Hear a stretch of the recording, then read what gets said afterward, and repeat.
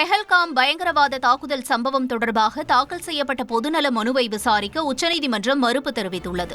கடந்த ஏப்ரல் 22 ஜம்மு காஷ்மீரின் பெஹல்காமில் பயங்கரவாதிகள் நடத்திய துப்பாக்கிச் சூட்டில் 26 பேர் பரிதாபமாக உயிரிழந்தனர். இது தொடர்பாக என்ஐஏ தீவிர விசாரணை நடத்தி வரும் நிலையில் பெஹல்காம் சம்பவத்தில் நீதி விசாரணைக்கு உத்தரவிடக் கோரி உச்சநீதிமன்றத்தில் ஃபதேஷ் குமார் சாஹூ என்பவர் பொதுநல மனு தாக்கல் செய்தார். இந்த மனுவை விசாரித்த நீதிபதி சூரியகாந்த் தலைமையிலான அமர்வு இதுபோன்ற பொதுநல மனுவை தாக்கல் செய்யும் முன்பு பொறுப்புடன் நடந்து கொள்ள வேண்டும் என்று கூறி உயர்நீதிமன்றத்தை நாடும் வகையில் பொதுநல மனுவை திரும்பப் பெற அனுமதி அளித்து உத்தரவிட்டனர்.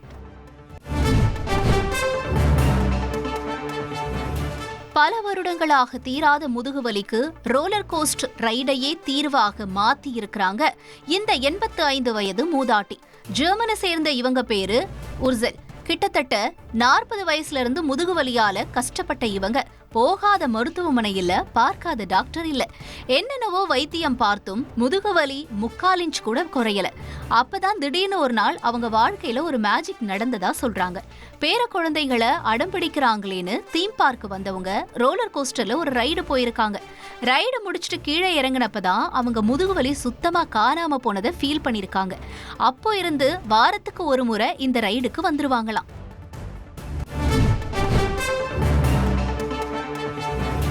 நியூசிலாந்தில் கனமழை வெள்ளத்தால் இயல்பு வாழ்க்கை பாதிக்கப்பட்டது.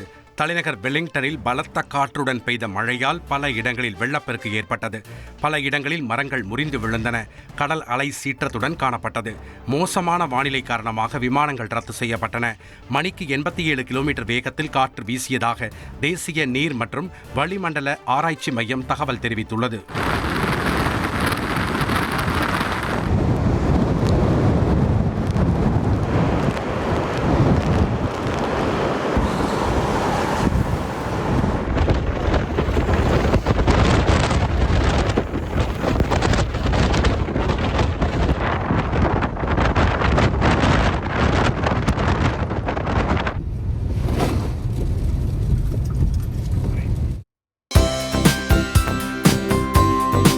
தந்தி டிவியை உங்கள் கேபிள் டிவி ஆபரேட்டரிடம் இலவசமாக கேட்டு பெறுங்கள்.